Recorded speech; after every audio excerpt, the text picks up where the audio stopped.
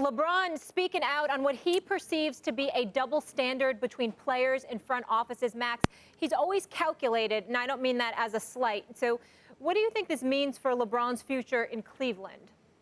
Well, he could be reminding people that his future, his fate is in his own hands, and he will choose and not be tied to a certain location, because until he came around, that's been the tradition in American team sports, specifically in the NBA. You know, Magic or Bird would have never gone to join the enemy the way LeBron did when he joined up with Dwayne Wade, pairing two of the best three players on earth on the same team with another perennial all-star in Chris Bosh.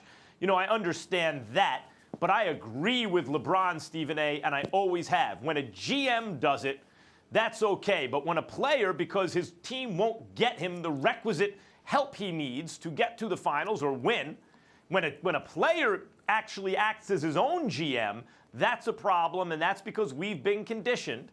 People have been conditioned to think if an executive does it, it's okay. You know, that's the way it's supposed to be done. You just stay in your place, worker.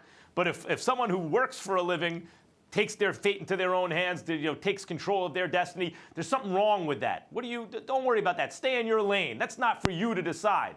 And LeBron James changed that, I think, and that did not sit well with some, but I think others are getting used to it, and I think he's absolutely right about it.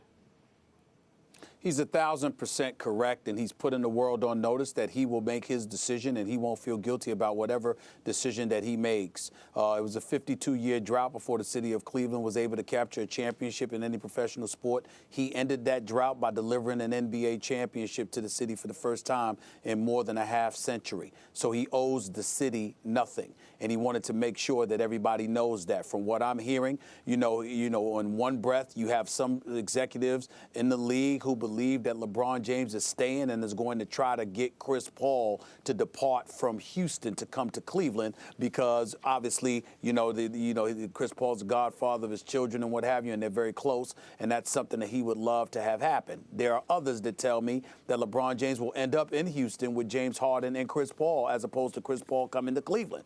So we don't know what that story is. But Max Kellerman, I also agree with you for the biggest reason of all. Let's just call it what it is. LeBron James doesn't want to say it, so I'll say it for him. African-American players are held to a different standard. The reality is that in the sport of football and basketball, you're expected to be appreciative of your position.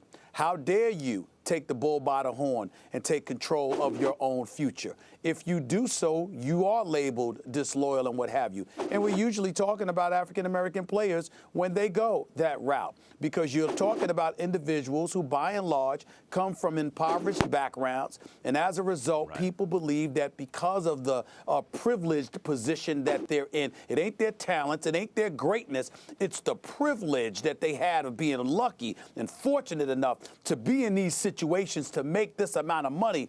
They should therefore recognize the level of appreciation that they should have and act accordingly. Black players are held to a different standard, and on far too many occasions, anytime they do something that deviates from what we're accustomed to seeing as it pertains to institutional control, and they exhibit a maverick kind of tendency, and they step out and step forward and remind the world that they've earned the right to make their own decisions and what have you, we sit up there and we label them in a different way. Now, this is entirely different. Kevin Durant, all that stuff with Golden State. I was talking about the team he went to, but his choice, his freedom to leave.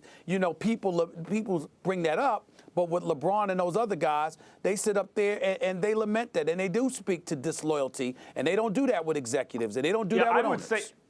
I want to address the racial component here, because there is a racial dimension to it, but I don't think it's independent of, or rather it's related to the idea that I brought up. In other words, this applies to labor generally in this country. One kind of means of control culturally is to tell labor, stay in your lane. Don't worry about your, Mr. So-and-so, the executive will figure that out. Now, the fact that oppression of African Americans and the institutional oppression that still reverberates and still exists in many respects, but certainly reverberates from this country's original sin, means that out of proportion to their numbers, African Americans will be in positions of labor versus management. And so in that way, it is especially racial. And it's also probably amplified whatever kind of bad feelings people have about labor taking their destiny into their own hands, especially when it's very well compensated labor, is probably amplified in their own minds if it's an African-American subject we're discussing, an African-American person we're discussing. Well, but I think that would apply to a white player too. Maybe not to the same extent, maybe yes.